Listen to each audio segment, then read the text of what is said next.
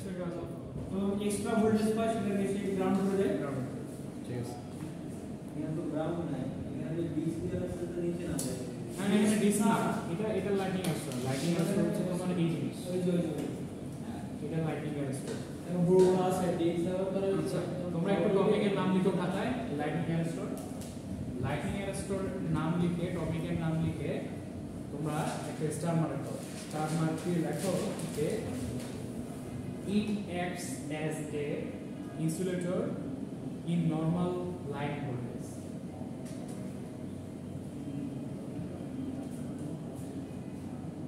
Lighting arrestor টা লেখা একটু টপিকের নাম দাও।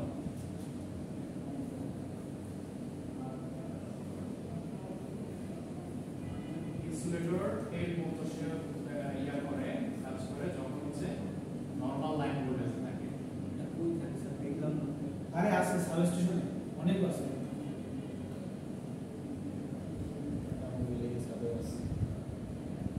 কন্ট্রাক্টরের মতো কাজ করে যখন হচ্ছে লাইটিং স্ট্রাইক করে বা হাই ভোল্টেজ থাকে।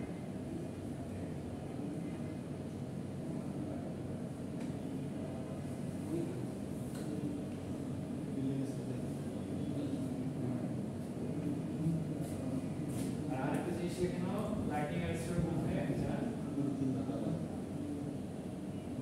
যে নেই যার জন্য এই দুইটা বৈশিষ্ট্য দেখাচ্ছে কি sir? MOV metal oxide varistor. Sir ওইটা নাকি স্যার হ্যারিস্টক হ্যাঁ ওই স্যারটা ওই স্যার দেয়া আছে না ছাদে দেখা যায় কোর্স এই লাইটিং রড নাকি লাইটিং অ্যারস্টোর? ওটা আছে তো লাইটিং অ্যারেস্টার মাত্র না। স্যার ওটা আছে বজ্রনিরোধ রড না ওটা বজ্রনিরোধ করে না। সেইটা আচ্ছা সাবস্টিটিউশন থাকবে ভাষা বলে থাকবে না।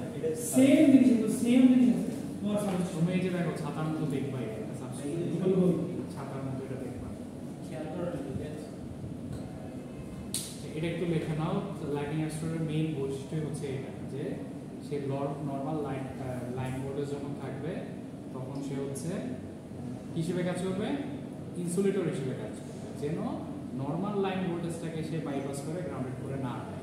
স্যার কন্ডাক্টও করে এটা কন্ট্যাক্ট করে যখন কখন করে যখন হচ্ছে ওই লাইটিং স্ট্রাইক করবে যখন মানে এটাতে এমন ভাবে বানানো আছে যে বেশি ভোল্টেজ হলে সেটা বিরুদ্ধে আসতে পারে। ওই মেটেরিয়ালটা এরকম। মেটেরিয়ালটা কার জন্য দেখো উপরে একটা 3 ওয়ার্ড লিখছি MOV মেটাল অক্সাইড ভ্যারিস্টল। হ্যারিস্টক এই মেটাল অক্সাইড ভ্যারিস্টলের বৈশিষ্ট্য হচ্ছে এই মেটেরিয়ালটা তোমার নরমাল লাইন ভোল্টেজে ইনসুলেটরের মতো কাজ করে বা রেজিস্ট্যান্স বেশি থাকে। যদি স্যার একটু ইনসুলেট করে কি কন্ডাক্ট করাইতে হলে অনেক বেশি মাত্রায় ভোল্টেজ দেওয়া লাগে। হ্যাঁ এই পুরো যায় মেটাল অক্সাইড ভ্যারিস্টল, এই মেটাল অক্সাইড ভ্যারিস্টলটা আবার যখন লাইটিং স্ট্রাইক করবে তখন সে কন্ডাক্টর হিসেবে কাজ করবে। ওই যে ম্যাটেরিয়ালের মধ্যে দিয়ে তখন সেই ইনসুলেটরের মতো কাজ করতেছিল, তার মধ্যে রেজিস্ট্যান্স বেশি ছিল, এখন হচ্ছে সে কন্ডাক্টরের মতো কাজ করবে। আচ্ছা তোমরা একটু এই জিনিসটা আমি মাত্র যে বললাম এই প্যারাটা একটু রিডিং করো, যে এই বৈশিষ্ট্যগুলো একটু পড়ো। স্যার এটা স্লাইডে আছে না স্যার? মাত্র দিয়ে দিচ্ছি তোমাদের হোয়াটসঅ্যাপে।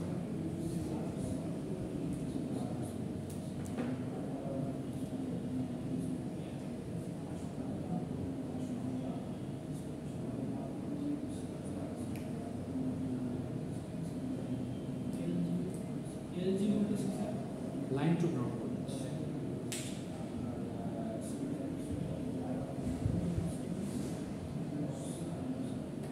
এই বিস্কিটটা তোমরা নাও, 4টা বিস্কিট আছে মনে হয়, 4 জন 4টা নাও।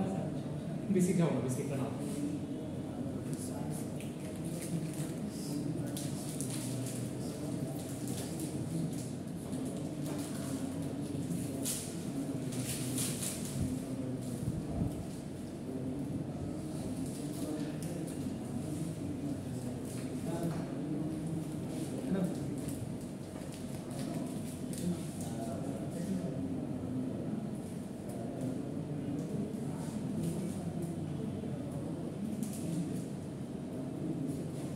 আচ্ছা বোঝা গেল এটা? এটা নিয়ে আর বেশি কথাবার্তা না যাই না, এটা পড়ছো তোমরা সবাই? জি স্যার। ওকে তারপরে দেখো যে এখানে কিছু তথ্য আছে। একটা লাইটনিং ঘটলে সেটা কত ভোল্টেজ পর্যন্ত উঠে যেতে পারে, কারেন্টটা কত হইতে টেম্পারেচারটা কত ডিগ্রিতে উঠে যেতে পারে, এটা হলো ম্যাক্সিমাম কিন্তু। এটা এত পর্যন্তই যে যাবে সেটা না, কিন্তু সর্বোচ্চ হলে এই পর্যন্ত চলে যেতে পারে। বজ্রপাতটা কেন হয় স্যার আসলে? বজ্রপাত তো তোমাদের ওই এটা ছোট বেলার পড়াশোনা, নিচের দিকে কেন আসা লাগে, গ্রাউন্ডে কেন আসা লাগে? সব কিছুই তো গ্রাউন্ডেড হইতে চায়, তাই না? তোমাদের মানে তোমাদের জিরো পটেনশিয়াল হাই পটেনশিয়াল সবসময় চাই তোমার জিরো পটেনশিয়ালের দিকে আসছে। গ্রাউন্ডে আর কোথাও নাই স্যার, মঙ্গলে দিকে নাই স্যার। তোমার হলো অ্যাটমসফিয়ার কোথায় 200-300 কিলোমিটার উপরে, আর মঙ্গল গ্রহ হলো তোমার 2 বিলিয়ন কিলোমিটার। চাঁদটাও আছে স্যার। চাঁদ কাছে, চাঁদও তোমার মোটামুটি 1 লক্ষ কিলোমিটার হয়, আরও বেশি মনে হয়। ওর কাছাকাছি গ্রাউন্ড বলতে শুধু পৃথিবীর গ্রাউন্ড, এই জন্য সে এদিকে চলে আসে। আচ্ছা, ওকে এখন লাইটিং অ্যারেস্টরের ভিতরের এই জিনিসটাও তোমরা একটু দেখে নেবে, এগুলো দেবো না এক্সামে, তোমাদের দিলে বৈশিষ্ট্যটা দেবো। আচ্ছা, এরপরে দেখো যে এই গ্রাফটা একটু বোঝার চেষ্টা করো। দেখো তো তোমরা বুঝতে পারো কিনা কোন লাইনের মিনিংটা কি, কোন মানে গ্রাফের লাইনে। প্রথমে দেখো যে সবুজ কালারের যে স্লাইড ইয়াটা দেওয়া আছে সেটা হচ্ছে ভোল্টেজ লিমিটেড বাই অ্যারেস্টার। এই ভোল্টেজটাই যদি হচ্ছে তুমি অ্যারেস্টার ইউজ না করো তখন হচ্ছে তোমার লাল কালার উঠে যাবে, বুঝতে পারতেছো? এটা হচ্ছে অ্যারেস্টার ইউজ করার পরে তোমার ভোল্টেজ লেভেলটা কমে আসার পর এখানে চলে আসছে। একটা তোমার ধরো তোমার একটা ট্রান্সফরমার আছে একটা সাবস্টেশনে, তাকে তুমি প্রোটেকশন দিতে চাও, সেই ট্রান্সফরমারটা যে ভোল্টেজটা সহ্য করতে পারবে সেটা হচ্ছে নীল কালারটা। সার্জ অ্যারেস্টর দিয়ে তোমার ভোল্টেজ লেভেলটাকে এই পর্যন্ত নিচে নামায় নিতে পারো। লাইটনিং স্ট্রাইক করলে তোমার ভোল্টেজ লেভেলটা দেখো নীলের উপর উঠে যায়, তার মানে কি ট্রান্সফরমারটা নষ্ট হয়ে যেতে পারে না। সো এই যে এটা তোমরা একটু মাথায় রাখবে, এটা এক্সামে আসলেও আসতে পারে যে এই magnitude of voltage during lightning স্ট্রাইকের সাথে ডিউরেশন অফ ওভার ভোল্টেজ এটা গ্রাফ রাখতে দিলে তোমরা এটা আঁকবে এবং কোন লাইনটার মিনিংটা কি সেটা লিখবে। আচ্ছা, এরপর আসো ওয়েভ ট্র্যাপ। আসো ওয়েভ ট্র্যাপটা সম্পর্কে কার কোনো আইডিয়া আছে? না স্যার, এটা শুনছি। আচ্ছা, ওয়েভ ট্র্যাপটা হচ্ছে মনে করো যে তোমার যে ট্রান্সমিশন লাইনগুলো তোমার পাওয়ারকে ট্রান্সমিট করে, সেই একই ট্রান্সমিশন লাইন তোমার কমিউনিকেশন লাইন হিসেবে আমরা ইউজ করতে পারি। এক সাবস্টেশন থেকে আরেক সাবস্টেশনে আমরা ধরো যে কমিউনিকেশন করবো, সেই কমিউনিকেশন লাইন হিসেবেও আমরা এই লাইনগুলোকে ইউজ করতে পারি। কারণ একটা কমিউনিকেশন সিস্টেমে তোমরা তো কমিউনিকেশন কোর্স করে আসছো, তাই না? কমিউনিকেশন একটা তোমার নর্মাল ফ্রিকোয়েন্সি তোমার শুরু হচ্ছে কিলোহার্টজ রেঞ্জ থেকে। মনে করো এখানে দেয়া আছে, দেখো তারপর দেখো কিলোহার্টজ রেঞ্জ থেকে দেখো 500 কিলোহার্টজ পর্যন্ত। কিন্তু তোমার যে পাওয়ার ট্রান্সমিশন লাইনটা তার ফ্রিকোয়েন্সি কত? 50 হার্টজ। যদি এখন তোমার এই কমিউনিকেশন লাইনের ফ্রিকোয়েন্সি তোমার হচ্ছে সুইচ ইয়ার্ডের কম্পোনেন্টের মধ্যে ঢুকে যায়, সেই ফ্রিকোয়েন্সিটা কোথায় 50 হার্টজ, কোথায় 500 কিলো হার্টজ, তাহলে কম্পোনেন্টগুলো নষ্ট হয়ে যেতে পারে না? সেই জিনিসটাকে একটা তোমার গাইড করার জন্য যে জিনিসটা ব্যবহার করা সেটা হচ্ছে ওয়েভ ট্র্যাপ। তোমাদের একটা ব্লক ডায়াগ্রাম দেখে তোমাদের কিছু কিছু খুচরা জিনিসপত্র আমি একটা ম্যাটেরিয়াল তৈরি করতেছি, সেখানে পরে দিয়ে দেবো, কোনো রেডি করতেছি, এই পড়ার সাথে সাথে ওগুলোর পাশাপাশি রেখে পড়লে তোমাদের বুঝতে সুবিধা হবে।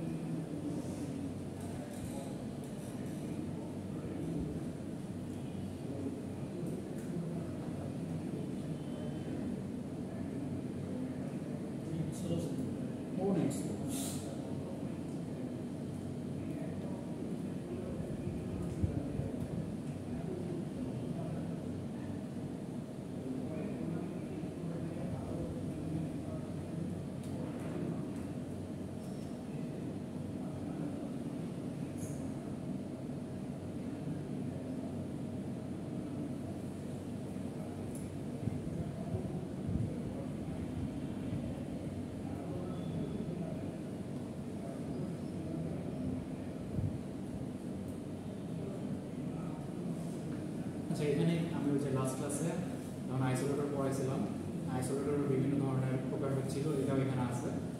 আমি আমাদের এক্সামের আগে আগে এটা তৈরি করতে থাকি, দিয়ে দেবো সেটা। আমাদের মেনলি লিখতে হবে তো এখান থেকে ম্যাটেরিয়াল যেটা দিচ্ছি সেখান থেকে কিছু এক্সট্রা আমি ইনফরমেশন দেবো, সেটা এখানে থাকবে, সেটা তোমাদের তৈরি করে দিয়ে দেবো।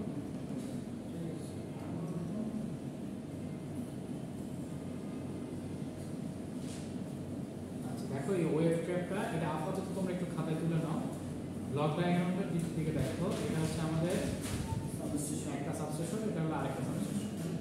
দেখো ট্রান্সমিশন লাইনের মাধ্যমে দুইটাই কানেক্টেড। এখন এই যে দেখো নিচের যে কমিউনিকেশন ডিভাইসগুলো, এইটা যে ফ্রিকোয়েন্সিতে কাজ করবে সেটা হচ্ছে তোমার কিলোহার্টজ রেঞ্জের, মনে করো সেটা যেটা দেখবে 24 কিলোহার্টজ থেকে 500 কিলোহার্টজের মতো।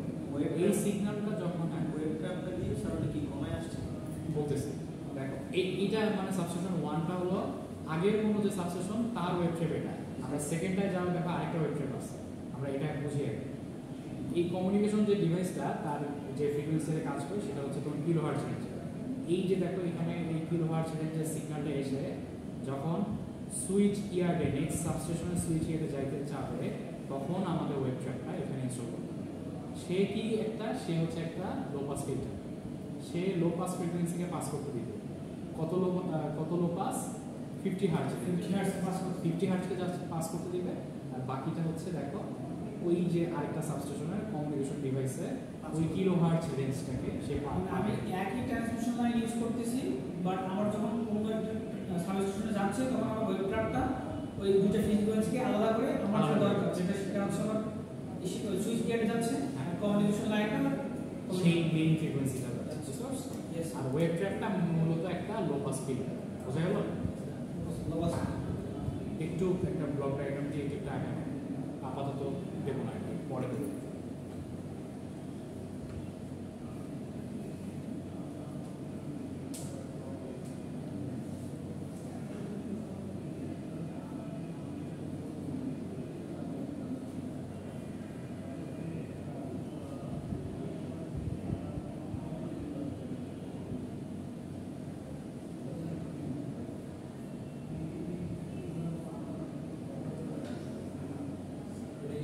কমিউনিকেশন ডিভাইস এই ব্লকে যেটা দেখা যায় একটা হলো সিভিটি, কমিউনিকেশনের যে ট্রান্সমিশন লাইনটা যাওয়ার আগে এই ইকুইপমেন্টটা দিয়ে সে ট্রান্সমিশন লাইন আছে।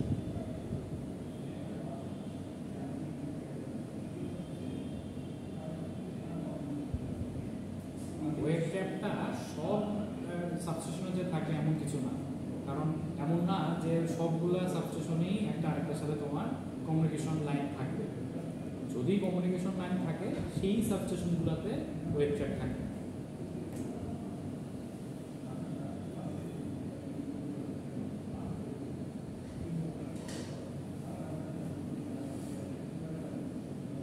তোমাদের আবার প্রচুর ছোট কোয়েশ্চেন দেবো, বুঝছো? বড় প্রশ্ন দিয়ে তোমাদের অলস বানায় ফেলছে। সব করবা, ছোট ছোট কোয়েশ্চেন দেবো, সেগুলো অ্যান্সার করবো। না স্যার, একটা ছোট আর দুটো তো বড় ভাই।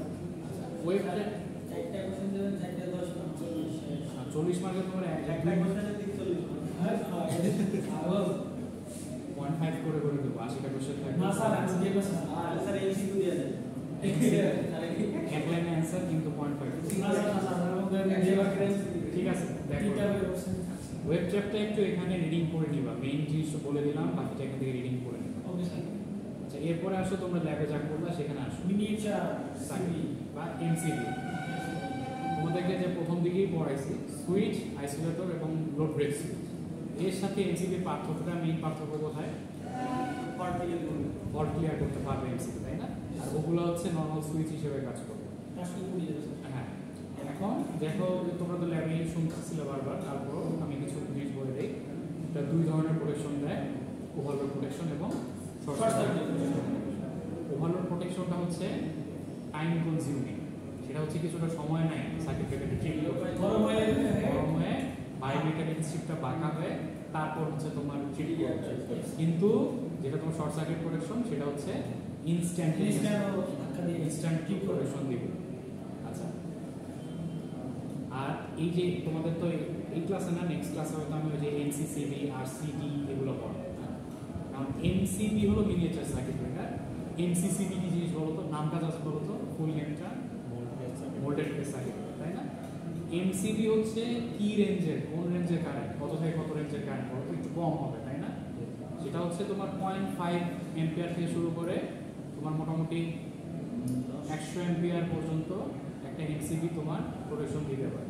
100 এম্পিয়ার অত বেশি না, 0.5 থেকে শুরু করে মনে করো 60 থেকে 65 এম্পিয়ার, 63 এম্পিয়ার, 63 এম্পিয়ার থেকে শুরু করে এর বড় রেঞ্জ সেটা 1000 এম্পিয়ার হতে পারে, এর বেশি এটা হচ্ছে এমসিসিবি দিতে পারবে। এমসিসি আরেকটা এমসিবির সাথে এমসিসিবির প্রধান পার্থক্য হচ্ছে এমসিবি তোমরা যে কারেন্ট রেটিং ইউজ করতে পারো চাও সেটাই ইউজ করতে হবে, কিন্তু কারেন্টটাকে ভ্যারি করতে পারো না। এমসিসিবিতে তুমি কারেন্টের রেঞ্জটাকে ভ্যারি করে দিতে পারো, মানে সেট করে দেওয়া যাবে।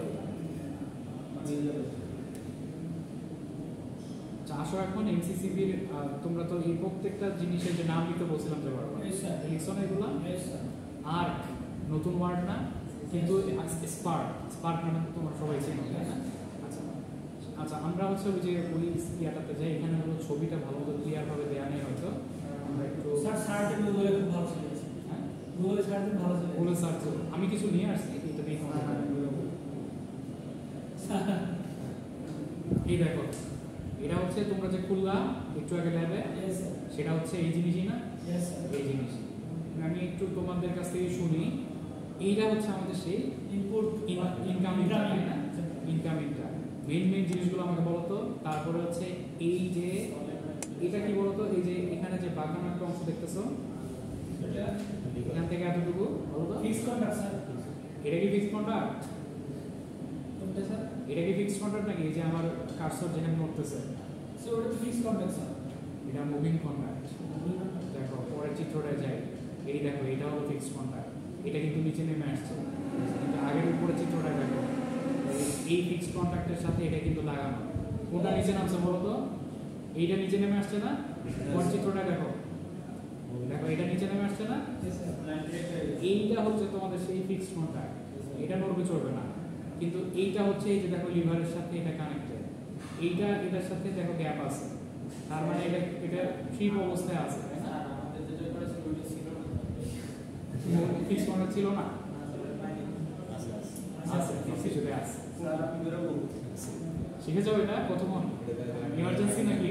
ইমার্জেন্সি হলে যাও। ও আচ্ছা, এটা মোবাইলের লোকের কাজ। এরপরে দেখো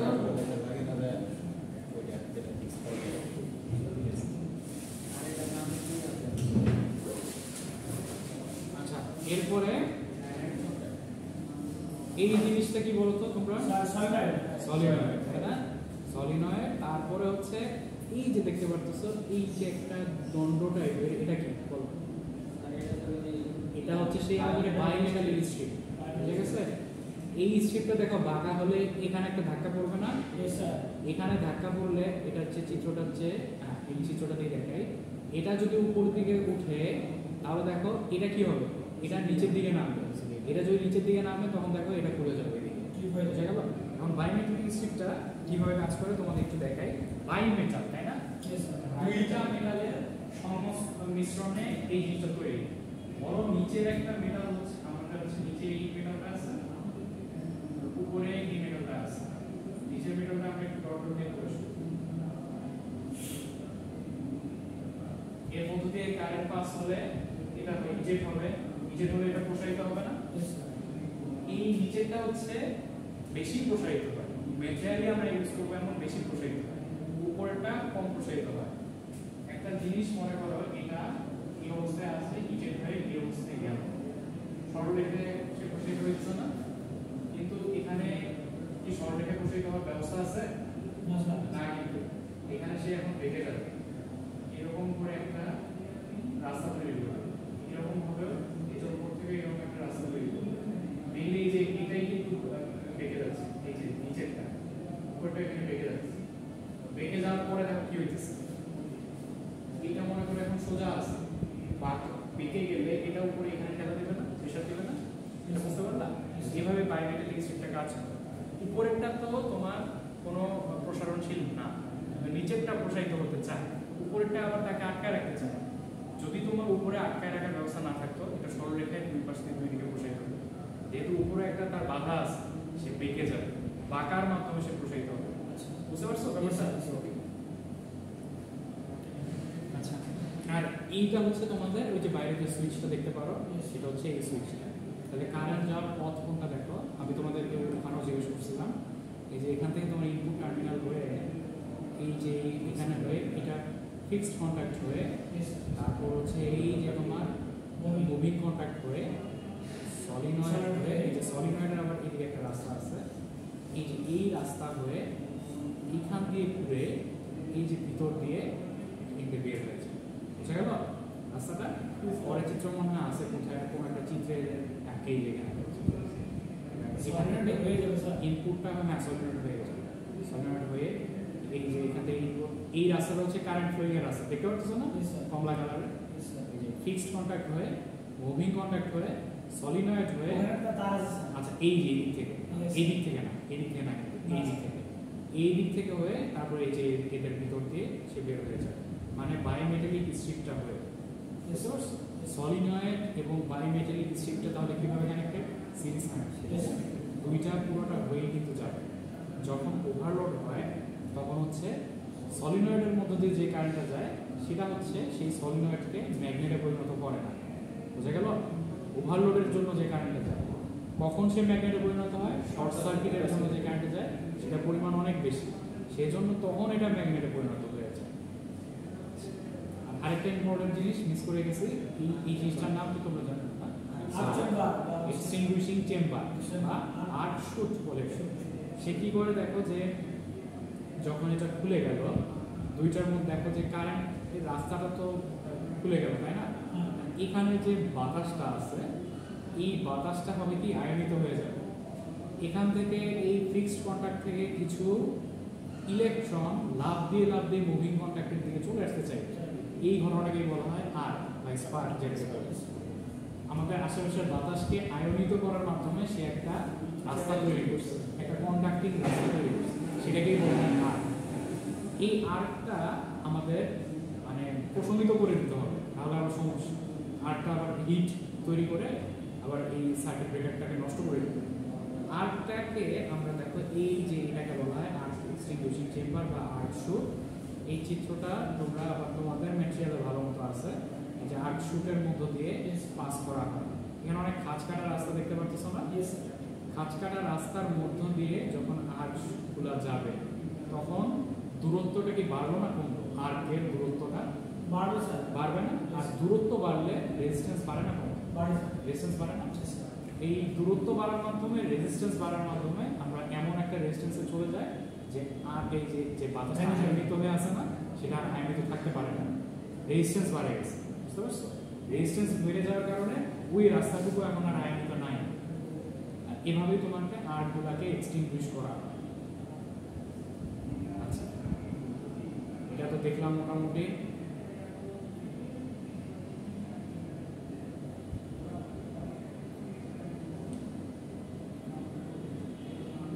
এটা আবার একটা সরল চিত্র এখানে আছে। স্যার প্লাঙ্গারটা কি সলিডের মধ্যে যে এয়ার থাকে ওইটাই প্লাঙ্গার?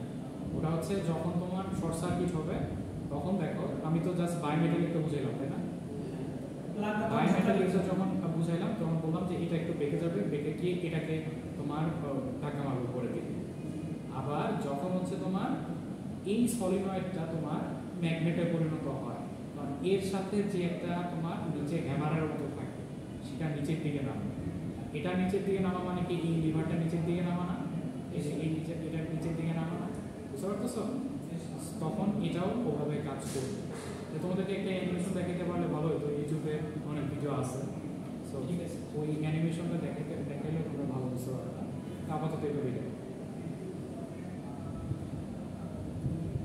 যে এখানে দেখো এটা কি কন্ডিশন আছে বলো তো? এটা আমাদের ফিক্সড কন্টাক্ট এবং মুভিং কন্টাক্ট কি একসাথে কানেক্টেড আছে না? হ্যাঁ, কানেক্টেড আছে। কারেন্ট আছে। এখন আমাদের প্রথমে এরা ওভারলোড একটা ফল্ট দিবে। ওভারলোড ফল্টের জন্য কি হবে বলো তো? না, প্রথমে হচ্ছে আমাদের ওভারলোড ফল্টটা এখানে ছবিতে আমি দেইনি, ওভারলোড ফল্টটা দেইনি, শর্ট সার্কিট ফল্ট এখানে আছে। দেখো যে এই যে নিচের ছবিটা হচ্ছে তোমার শর্ট সার্কিট ফল্টের জন্য। এই দেখো হ্যামারটা এখানে এই অবস্থায় আছে, নিচের চিত্রটা দেখো হ্যামারটা সামনে চলে আসছে এবং নিচের দিকে নেমে গেছে, নিচে যাবে। নিচেরটা। তারপর দেখো যে এটা যখন নিচের দিকে নেমে আসবে তখন হচ্ছে দেখো এই যে ফিক্সড কন্টাক্ট এবং মুভিং কন্টাক্টের মধ্যে নিচেরটা একটা গ্যাপ তৈরি হয়েছে, নিচের ছবিটা দেখো ফিক্সড কন্টাক্ট এবং মুভিং কন্টাক্টের মধ্যে একটা গ্যাপ তৈরি হয়েছে। তাহলে কি দেখতে পারতেছো তুমি? হ্যামারটা মুভিং কন্টাক্টে নিচের দিকে পুশ করতেছে, যার কারণে ফিক্সড কন্ট্যাক্টের সাথে তার একটা গ্যাপ তৈরি হয়েছে, বোঝা গেল? উপরে চিত্রটা দেখো, হ্যামারটাও নাই, মুভিং কন্ট্যাক্ট এবং ফিক্সড কন্ট্যাক্ট একসাথে কানেক্টেড আছে। এই হ্যামারের কাজ হলো সলিনয়েডের সাথে যে হ্যামারটা থাকে সেটা নিচের দিকে প্রেস করার মাধ্যমে মুভিং কন্ট্যাক্টটাকে নিচে নামায় দেয়, তার মাধ্যমে ফিক্সড কন্ট্যাক্টের একটা গ্যাপ তৈরি হয়। সেটা এখানে একটু বুঝতে একটু কষ্ট হবে, তোমরা ওই মেইন চিত্রটার মাধ্যমে বুঝতে পারবে।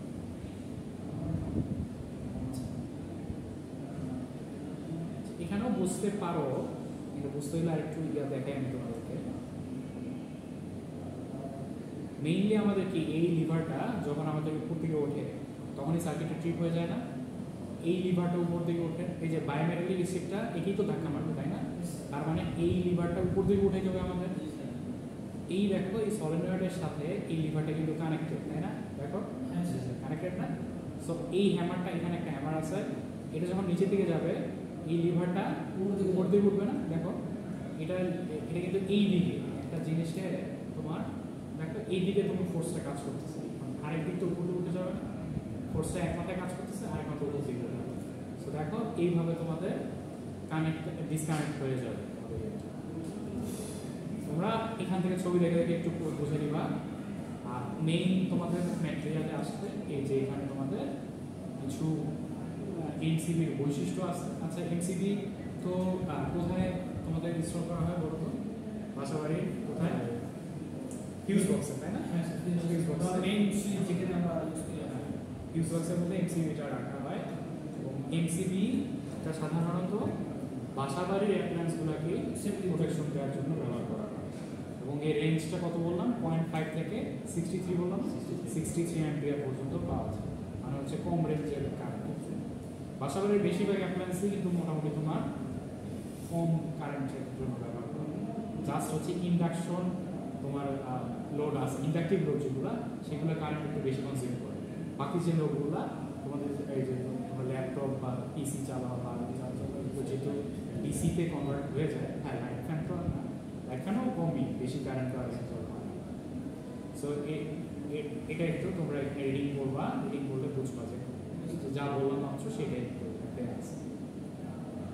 এখন থার্মাল এবং ম্যাগনেটিক কন্ট্যাক্টের মধ্যে কিছু পার্থক্য বলছে।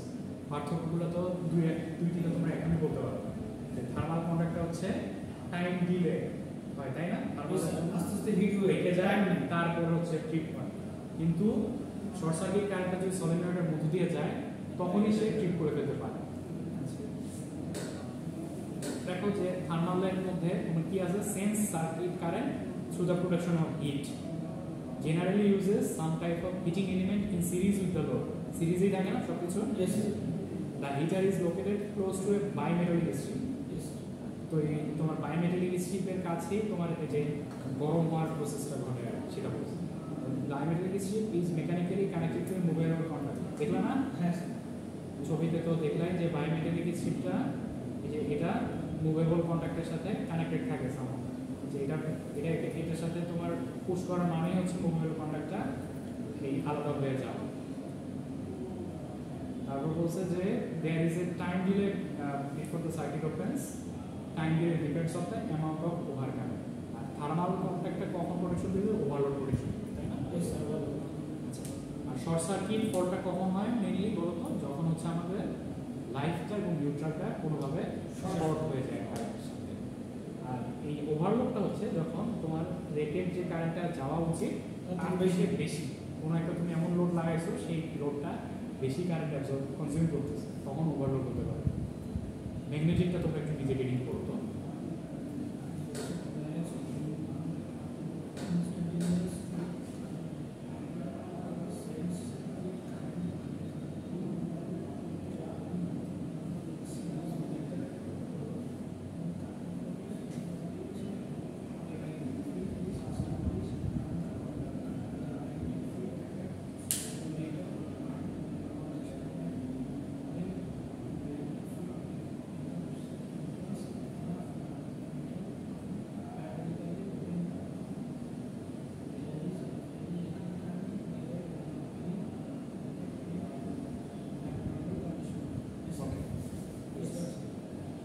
এখন এগুলো খুব একটা দেখানোর মতো কিছু নাই, এগুলো হচ্ছে ওরা একটা, আর এই চিত্র তোমরা এখান থেকে ভালো বুঝবা না, ক্লিয়ার না আসলে কোথা থেকে কি হইতেছে। তোমরা হচ্ছে আমি এটা পরে দিয়ে দেবো, এই ছবিগুলো দেখবো। Okay sir. এটা ওভারলোড প্রোটেকশনে এখানে ছবিগুলো দেওয়া আছে, ছবিগুলো একটু দেখতে পাবো। আচ্ছা এখানে একটা জিনিস আছে, দুইটা গ্রাফ আছে, একটা ওভারলোড প্রোটেকশনের জন্য আর হচ্ছে শর্ট সার্কিট প্রোটেকশনের জন্য।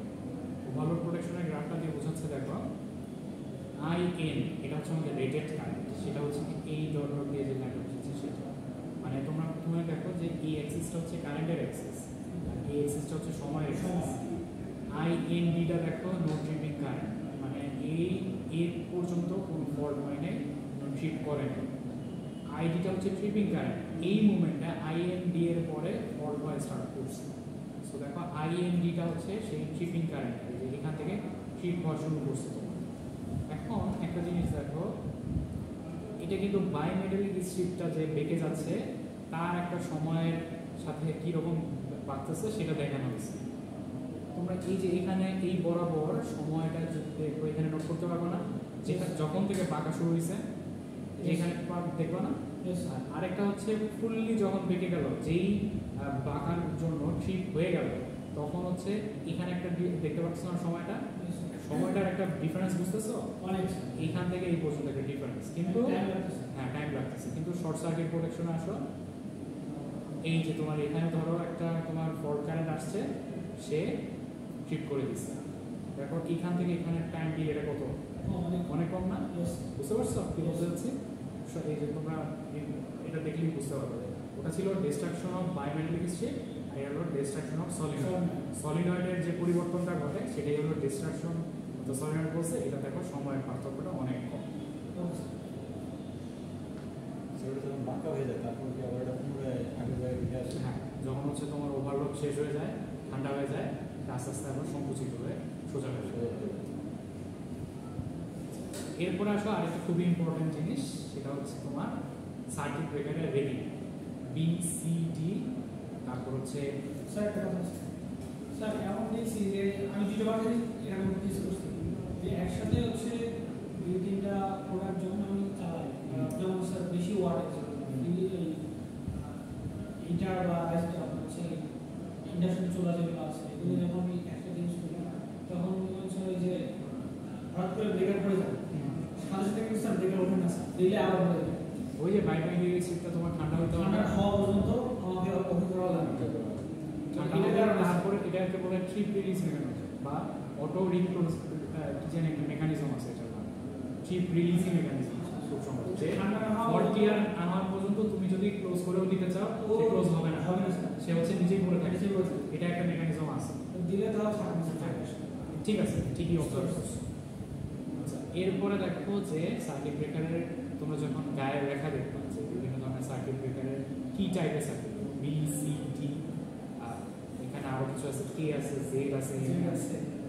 তোমাদের দেখো যে রেটেড কারেন্টার থেকে কত গুণ কারেন্ট সে প্রোটেকশন দিতে পারবে, কত গুণ কারেন্ট গেলে প্রোটেকশন দিতে পারবে, সেটা হচ্ছে এটার একটা মেজারমেন্ট। যেমন B দেখো সে 3 থেকে 5 দেওয়া আছে, তার মানে রেটেড কারেন্ট ধরো মনে করো আছে 5 অ্যাম্পিয়ার আছে, তাহলে 15 থেকে 25 অ্যাম্পিয়ার পর্যন্ত যদি কারেন্ট উপরে যায় সে এই রেঞ্জের মধ্যে সে প্রোটেকশন দিতে পারবে। আর এটা কোথায় ব্যবহার করা হয়, এটা হচ্ছে তোমার হোম অ্যাপ্লায়েন্স, ছোট ছোট হোম অ্যাপ্লায়েন্সগুলোতে শর্ট সার্কিট কারেন্ট জেনারেট, মানে লো শর্ট সার্কিট যেখানে কারেন্ট জেনারেট করে সেখানে হচ্ছে এটা ব্যবহার করা হয়। সিটা দেখো 5 থেকে 10 গুণ রেটেড কারেন্টের জন্য ব্যবহার করা হয়। এটা হচ্ছে যে ইন্ডাস্ট্রিয়াল অ্যাপ্লায়েন্সের জন্য এবং ডোমেস্টিক কিছু অ্যাপ্লায়েন্স আছে সেগুলোর জন্য এটা ব্যবহার করা হয়। আরেকটা আছে হচ্ছে তোমার ডিটা দেখো 10 থেকে 14। সো এটা হচ্ছে তোমাদের হাই মেশিনারিজ, যেমন হচ্ছে দেখো যে high induce currents like low voltage transformer, মানে ট্রান্সফরমারের ব্রেকার হিসেবে এই ডি টাইপ ব্রেকারটা ইউজ করা হয়। ইনডাস কারেন্টও তোমরা জানো যে হচ্ছে তোমরা এই তোমার প্রথমে শুরুতে একেবারে শুরুতে ইন্ডাকশন মোটরও তোমরা হয়তো পড়ে আসছো, শুরুতে কারেন্টের পরিমাণটা বেড়ে যায় না, তারপর কমে না, এই ঘটনাটা বলে ইনডাস কারেন্ট। এই ইনডাসটা কিন্তু ফল্ট না, এটা ফল্ট না, কিন্তু এটা হচ্ছে তোমার একটা স্বভাব, ওই ইন্ডাকশন মোটরের একটা স্বভাব হচ্ছে এটা। সো এই তখন হচ্ছে তোমার সেই ইনডাস কারেন্টটার মানে প্রোটেকশন দেওয়ার জন্য সেটা এমন হলো যে আমার হচ্ছে আমার যে সাপ্লাইটা বর্তমানে চলতেছে যেমন আমি এখন যে সহজ যে মোটরটা চালু করবো 3 ফেজ ইন্ডাকশন মোটর যেটা চালু করবো ওই টাইমে স্যার আমার যেটা কারেন্ট প্রয়োজন সেই কারেন্টটা সে সাপ্লাই দিতে পারবো না তখন ট্রিপ করে যাবে কেন? এটা আন্ডার কারেন্ট রিলে যদি তুমি ইউজ করো, আন্ডার কারেন্ট রিলে ইউজ করতে হবে। তখন যে রেটেড কারেন্ট আসছে যেটা কম কারেন্ট আসে তখনও ট্রিপ করতে হবে। এই কারণে ট্রিপ করে হ্যাঁ, আন্ডার কারেন্ট রিলে আছে তো ক্লাসে তো। এটা ফিক্স করছি আমার ফ্যাক্টরিতে কি হয় আছে যখন আপনার যে পূর্বীয় থেকে সাপ্লাইটা তখন আমার হাই স্পিড মেশিন বা হাই স্পিড যে মোটরটা আছে ওইটা চালু দিলে কোনো সমস্যা নেই কিছু না। যখন আমার জেনারেটর থাকে কারেন্ট জেনারেটর থাকে ওই টাইমে আপনার হচ্ছে ওই হাই স্পিড মেশিনটাকে চালু করতে হবে দিলে পাটা ঠিক করে দেয়। আচ্ছা, ওটা দিলে ঠিক করে দেয় কারণ হচ্ছে ওইটা সেটা তোমার আন্ডার ভোল্টেজ রিলে যদি ইউজ করো, আন্ডার কারেন্ট রিলে যদি ইউজ করো তখন তো ট্রিপ করবেই। তো সেই মেকানিজমই যদি থাকে, তোমার ওই জেনারেটরের সাথে যদি এই মেকানিজম থাকে তাহলে অবশ্যই ট্রিপ করবে। ডিভাইসের সাথে থাকে যে যাতে এটা কম ভোল্টেজে না চলে। আচ্ছা আচ্ছা মানে ও যেটা দরকার আমরা পাচ্ছি না বলে তো ঠিক করে গেছে ওর একটা রেটেড কারেন্ট আছে না, ওর একটা রেটেড কারেন্ট আছে না, হ্যাঁ। সেইখানেই তো তার চলতে হবে। তার চেয়ে কম বেশি তো আর তাকে করা যাবে না। আচ্ছা আচ্ছা, ওকে, তাহলে হচ্ছে টাইপগুলো তো তোমরা দেখলাম মোটামুটি। আর এখানে আরো জেড আছে, এম এ আছে, এগুলো একটু দেখবা তোমরা। এই পর্যন্ত আজকে তোমরা। আচ্ছা, আরেকটু পড়াই যে ট্রিপ রিলিজ আর ট্রিপ রিলে মেকানিজমটা দেখো। তোমাদের এর পরের ক্লাসে তো এমসিসিবি পড়াবো। তার আগে তোমরা হচ্ছে এটা একটু দেখো যে এই যে দুই ধরনের সিস্টেম এমসিবি এবং এমসিসিবি কিন্তু লো ভোল্টেজ সিস্টেম, ঠিক আছে? হাই ভোল্টেজের জন্য আবার ব্রেকার তোমাদের অন্য ধরনের ব্রেকার ইউজ করা হয়। SF6 breaker, air brake circuit breaker, diagram circuit breaker, well circuit breaker, তারপর হচ্ছে এয়ার ব্লাস সার্কিট ব্রেকার, এগুলো ইউজ করা হয়। এগুলো হচ্ছে সাবস্টেশন বলতে পারো, মানে একটা পার্টিকুলার মেশিনারিজ বলতে পারো, হোম অ্যাপ্লায়েন্স বলতে পারো। এই জন্য এই এমসিবি বলা হয় কম ভোল্টেজ। এটা একটু বলো তো তোমরা। মাত্রাটা হ্যাঁ, মার্ক করে রাখো।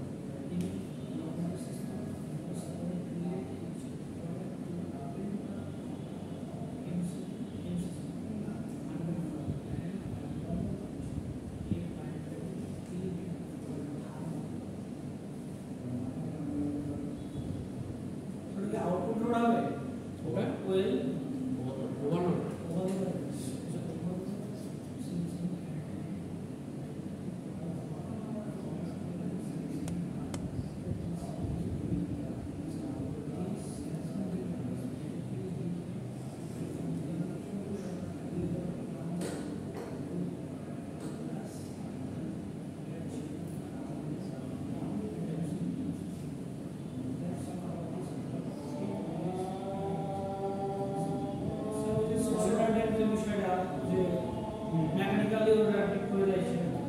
মানে এটার পরে মেইন অবজেক্টিভ এখানে কি বলতে বলো তো, যে আমরা যে লো ভোল্টেজ সিস্টেমগুলো এখানে ডিরেক্ট এমসিবি বা এমসিসি আমরা ইউজ করতে পারি, কিন্তু হাই ভোল্টেজ সিস্টেমগুলো সেখানে এই জিনিস ডিরেক্ট ইউজ করতে পারবো না।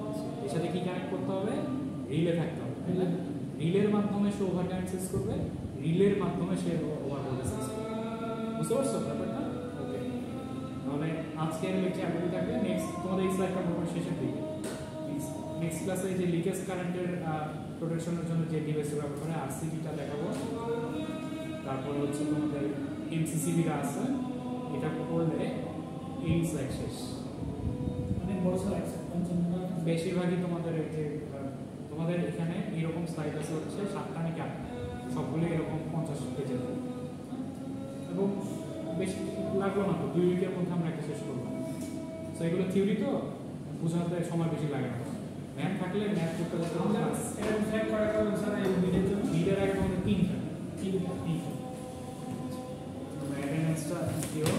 আজকে ল্যাবে যারা যারা ছিল সকালে ল্যাবের অ্যাটেন্ডেন্সটা এই পেজে দিবা। হ্যাঁ, এই পেজে স্যার একটা অবস্থা গেছে স্যার এবার আমার ভার্সিটিতে হ্যাঁ, অ্যাটেন্ডেন্সে মার্ক নাই অ্যাটেন্ডেন্স এখন চাকরি করো আর কি নুরোসান কি করবা? নুরোসান তো চাকরি করো না, তুমি কোথায় চাকরি করো? টঙ্গিতে। তুমি তোমার ছুটি কি শনিবার শুক্রবার নাকি? শুধু শুক্রবার। আজকে কি কি মনে করছে? ছুটি নিয়ে গেছি। সেখানে আসছো এটা কখন? আমি শেষ করে দিয়েছি মাঝে মাঝে ছুটি নিয়ে এসে